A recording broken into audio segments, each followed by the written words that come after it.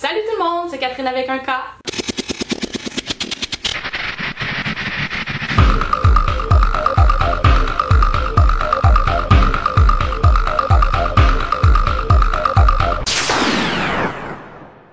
J'espère que vous allez bien. Donc si vous êtes nouveau sur ma chaîne, bienvenue et merci d'être là. À mes fidèles, merci d'être là. Alors on se retrouve pour la partie 2 de mon bum date de 15 semaines où je vais continuer un peu à vous parler de mes symptômes. Est-ce que j'ai des sautes d'humeur ou non? Est-ce que j'ai des cravings? Mon annonce à ma famille. Puis comment avancent les rendez-vous? Parce que là, mon premier trimestre est terminé. Donc... En ce qui concerne les symptômes, ça n'a pas vraiment changé. En fait, ça l'a empiré avec les semaines. Vraiment, dès la 8e semaine, mes nausées ont vraiment augmenté. C'était pas stable dans la journée. Tu sais, souvent on parle de nausées matinales. Moi, c'était rarement le matin. C'était souvent en après-midi ou à l'heure du souper ou en soirée ou la nuit. Le matin, c'était vraiment rare que j'en avais. Fait que c'était pas des nausées matinales, c'était juste des nausées de grossesse. Puis, c'était jamais aux mêmes heures. J'avais tellement pas d'appétit que j'ai perdu du poids. Ce qui est pas super bon quand t'es enceinte. Tu sais, j'en avais pris, mais là, j'en avais perdu. Donc, je mangeais vraiment pas beaucoup. C'était pas super agréable. En fait, c'est que j'avais faim. Mais quand je mangeais, j'avais tellement mal au cœur que ça me coupait l'appétit. Mais je voulais manger, là. J'avais faim. Moi, je suis quelqu'un qui adore manger, j'adore la bouffe. Puis là, comme... J'étais comme, ah, je veux manger, ça a l'air bon. Puis là, je prenais une bouchée, puis j'étais comme, ah, j'ai mal au cœur. Fait que là, je me forçais à manger pour avoir un peu quelque chose dans l'estomac, mais j'avais mal au cœur. Mes nausées ont tellement augmenté que c'est arrivé 3 fois qu'il a fallu que je cours jusqu'à la salle de bain pour vomir. Puis finalement, j'ai pas vomi. Mais j'ai jamais vomi, ça c'est quand même, j'ai quand même été chanceuse là-dessus. Je sais qu'il y a des femmes qui vomissent durant leur grossesse et mon Dieu, comme...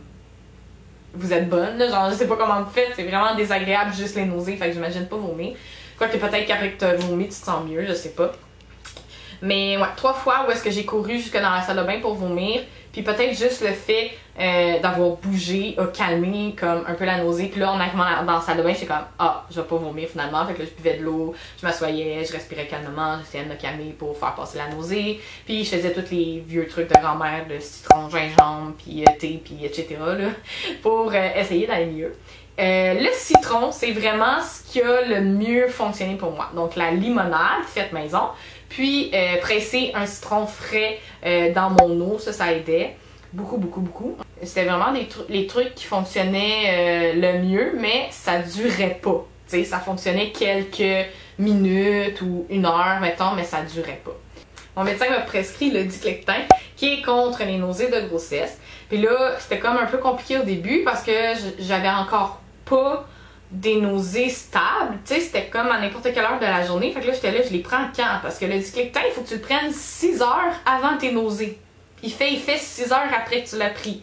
Fait que faut que tu le prennes 6 heures avant d'avoir tes nausées, puis il dure 4 heures. Sauf que si tu sais pas à quelle heure sont tes nausées, là, tu sais pas quand prendre le médicament. Fait que j'ai attendu un peu, puis vers la 12e semaine, 11e semaine, ouais.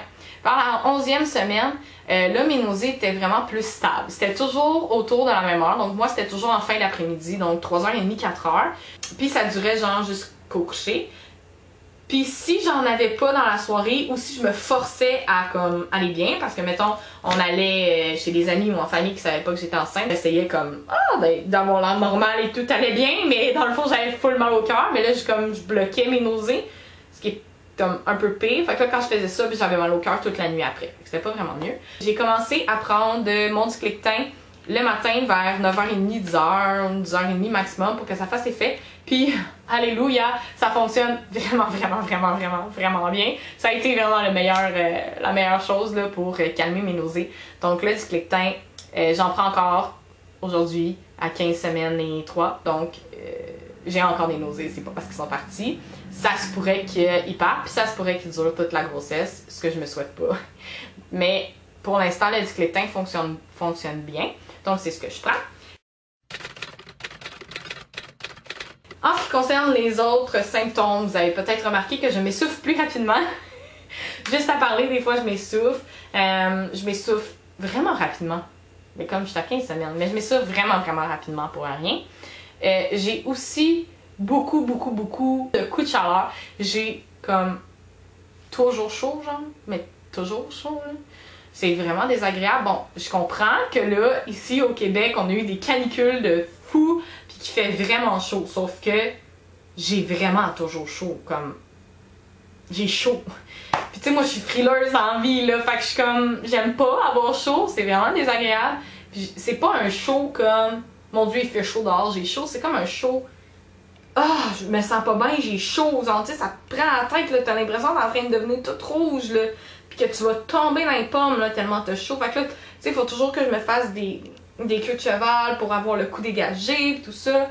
J'ai l'air climatisé chez moi, ça aide, mais j'ai quand même chaud la plupart du temps, même avec l'air climatisé. J'ai vraiment comme le package deal des symptômes désagréables. Des nausées, des coups de chaleur, je fais de la haute pression, j'ai des étourdissements à cause de ma haute pression, à cause de mes chaleurs, à cause de mes nausées. Puis j'ai de la fatigue extrême, j'ai de la difficulté à dormir. Donc, ouais, c'est vraiment les symptômes là, qui me viennent le plus avec... Ah oui, aussi, j'ai commencé à faire comme... Ben, c'est pas vraiment des boutons, c'est plus comme ma peau du visage est toujours sec, elle craque, ça me fait un peu des boutons, puis j'ai de l'acné dans le dos. Mais moi, j'ai jamais fait d'acné, là. Adolescente, j'ai jamais fait d'acné. Pour de vrai, mes soeurs m'ont toujours envié pour ça. J'ai jamais fait d'acné, genre, de temps en temps, j'avais un bouton en dessous du nez, genre, ou sur le front. Tu sais, c'était vraiment rare, là. Fait que là, c'est bizarre. Moi, j'étais habituée d'avoir la peau douce. Puis là, j'ai souvent, comme, la peau du visage, surtout sec. Puis des boutons. Surtout ici, là, autour, comme, du menton, là, j'en ai présentement. Là. Puis dans le dos. Puis dans le cou. J'ai des boutons dans le cou, c'est tellement désagréable. Fait que ouais, ça c'est un autre comme symptôme bizarre de grossesse. Ça arrive, sauf que il y a des symptômes positifs aussi. Il y a des trucs qui sont le fun, puis ça j'avais ça à mon fils, puis c'est revenu, puis je suis bien contente. J'ai toujours les cheveux soyeux, comme j'ai pas besoin de me laver trop. Tu sais, ils restent soyeux longtemps. J'ai mes ongles qui sont en santé, ils poussent bien, ils restent en santé, ils restent durs, ils sont super beaux. C'est comme, en ce moment, tu sais, j'ai... Mes ongles sont faits, mais c'est sur mes ongles naturels, là. Je suis pas contente. Parce qu'avant, je mettais des faux ongles parce que sinon, ça durait pas. Fait que ça, c'est vraiment pour ce qui est des symptômes. Pour ce qui est des sautes d'humeur, j'en ai, mais j'en ai pas tant que ça. Je considère qu'à Héloïque, j'ai eu plus de sautes d'humeur, mais je pense que c'était un peu plus tard dans la grossesse. C'est peut-être un peu trop tôt pour les sautes d'humeur. Oui, je suis un peu plus irritable. Je suis impatiente. J'ai moins de tolérance, mais je pense que c'est plus à cause de la fatigue qu'autre chose. C'est ça. Je pense que c'est vraiment plus à cause de la fatigue, mes sautes d'humeur, mais c'est vraiment pas comme je passe d'un état à l'autre en une seconde. C'est juste que je suis moins tolérante. Il y a des trucs qui me tapent plus sur les nerfs qu'avant. J'aurais été plus patiente et plus douce, puis j'aurais plus expliqué avant de me fâcher. Puis là, je suis comme, ça me tente pas de t'expliquer, je me fâche. Fait que je suis moins tolérante, mais je suis pas genre hystérique, là. Ben, je pense pas. Concerne les cravings, j'en ai pas encore. Je sais pas si ça vient plus tard dans la grossesse. J'en ai eu à Héloïque. À mon fils, vraiment, pendant ma première grossesse, c'était des frites graisseuses, là, comme il me fallait toujours des frites graisseuses. Puis je mangeais mes frites avec du Nutella aussi, mais ça arrivait genre quelques fois. Là. Mais il fallait vraiment que je mange des frites graisseuses. Puis le gras, c'est pas bon enceinte. Surtout quand t'as des nausées. Donc là, c'est peut-être pour ça que j'ai pas vraiment de craving, parce que j'ai peu d'appétit encore, même si mon médicament fonctionne. Mais je me souviens aussi qu'à Héloïque, c'était pas vraiment... J'avais pas vraiment de craving, à part les frites que genre j'en avais besoin de manger. C'était plus de temps en temps, quelque chose me popait à l'esprit, puis là, il me le fallait. Là. Il me le fallait là. Là, j'avais pensé qu'il me genre, ah, j'ai envie d'un sandwich à crème glacée. Non, mais il me faut un sandwich à crème glacée, là, genre. Ça partira pas, puis je vais me fâcher si tu m'en achètes pas, genre. C'était comme ça. Mais j'ai pas encore ça. J'ai pas de craving. C'est un peu plate. Mais j'aurais comme des excuses. Je pourrais m'en inventer. Pour mon suivi de grossesse, j'utilise l'application Grossesse Plus, qui est vraiment une application que j'adore. Je l'utilisais aussi à mon fils Eloïc, puis je l'avais beaucoup aimé. Mais l'application a vraiment évolué là, depuis quand même, je trouve. Elle est vraiment mieux faite. Donc je l'aime beaucoup. Quand tu vas sur grossesse, tu peux voir t'es rendu à combien de semaines, tu peux voir le bébé ressemble à quoi, tu peux voir aussi la chronologie des événements. Donc par rapport à la semaine que t'es rendu, ben tu serais censé faire tel ou tel test ou avoir tel ou tel suivi. Donc tu peux tout voir ça, tu peux voir le bébé en taille, en image. Donc tu peux le voir en taille par fruits, par animaux et par confiserie. Donc c'est vraiment cute à aller regarder, j'aime bien ça. Fait que là, moi présentement, ça serait une poire. Ou en animal, ça serait un hamster. Ou en confiserie, ça serait des gâteaux de lune, que je ne connais plus ou moins. Tu peux aller voir aussi pour mettre pour des choix de prénoms, mettre les prénoms que t'aimes. Il y a tous des prénoms par rapport au pays, tout ça. Tu peux aller comme... il y a toujours aussi des articles. Donc, quand tu vas dans hebdomadaire, il y a des articles qui t'expliquent vraiment qu'est-ce qui se passe dans ton corps cette semaine-là, qu'est-ce qui se passe avec le bébé et tout ça. Puis, il y a vraiment tout le temps des articles par rapport à où t'es rendu, qu'est-ce qui pourrait se passer et tout. C'est des articles qui sont vraiment super intéressants.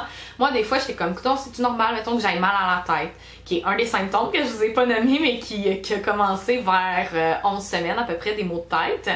Qui est normal parce que ton sang double, il augmente et tout ça, donc ça crée des maux de tête. Ça se calme normalement avec les Tylenol. Mais, tu sais, je savais, j'en avais eu à Eloïc, mais j'en avais eu plus tard. Puis, c'est le fun parce que là, tu as un article là-dessus, tu vas lire, puis t'es comme, ah, ok, finalement, c'est normal comment je me sens. Fait que c'est super le fun. Tu peux aussi voir comme des scans, des échographies, comme de à quoi ressemblerait une échographie si tu en faisais une là aux semaines que t'es. Donc, tu sais, tu peux l'avoir en image, tu peux l'avoir en 3D, puis en 2D.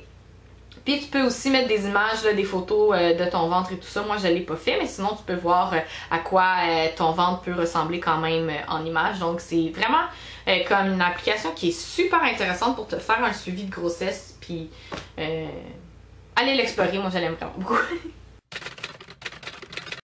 En ce qui concerne l'annonce à mes proches, je vous invite d'aller voir la vidéo que j'ai faite pour voir leur réaction. On a vraiment fait ça graduellement. Ma mère, on lui a annoncé dans les premiers, bien sûr. Moi, j'aurais voulu attendre, mais mon mari était comme non, tu sais, elle nous a full aidé à la grossesse d'Eloïc. Fait que ça serait le fun qu'elle sache encore si t'as des questions, tout ça, mais je pense que c'était plus pour lui. Fait que nous, on l'a su le 1er mai. Ma mère, on lui a annoncé le 3 mai. Ensuite, ma grande sœur, ma plus vieille sœur, elle l'a su à la mi-mai aussi, parce que moi, je voulais vraiment attendre le 12 semaines pour le dire comme à mes frères et sœurs. Mais on allait passer comme une fin de semaine ensemble. Puis je filais vraiment pas. J'étais KO à cause des nausées puis des étourdissements. Puis là, j'étais comme, elle va se poser des questions. Ça va penser que je suis malade. OK. Mais là, après, elle était comme, oh, on va manger du tartare, puis du brie, puis ça. Puis c'est toutes des affaires que je pouvais pas manger. Parce que tu peux pas manger ça enceinte. Fait que là, j'étais comme... Ah non, ça me tente pas, mais là, j'étais genre, on va commencer à poser des questions. Là. Fait que là, mon mari dit, tu devrais y dire avant qu'elle devine, tu sais, ça serait plate. Fait que, on y a annoncé, elle était super contente, mais elle était bien stressée de devoir garder le secret tout ce temps que nous, on gardait le secret. Fait qu'elle, elle l'a su vraiment mi-mai. Et puis, mes autres frères et sœurs, je pense que quand elle l'a su, j'étais à 5 semaines. J'étais vraiment encore tôt dans ma grossesse, là, 5 ou 6 semaines. Puis, mes autres frères et sœurs, ils l'ont su à 12 semaines. C'était la fin de semaine la fin de semaine de la fête du Canada, donc 29, 30, 31 juin. C'est là qu'ils l'ont su. Ils ont toutes eu des super belles réactions aussi. Vraiment, merci, je vous aime. C'était vraiment touchant de voir leur réaction. Tu sais, encore, c'est le deuxième. Tu sais pas trop comment le monde va réagir, mais ils étaient vraiment... content pour nous. Fait que je vous invite à aller voir ça, c'est vraiment beau. Puis pour le reste des membres de ma famille, mes grands-parents, mes tantes, mes oncles, mes cousins, cousines, tout ça, ils l'ont su vraiment à 15 semaines pile, donc ça fait pas longtemps là, quand je filme cette vidéo.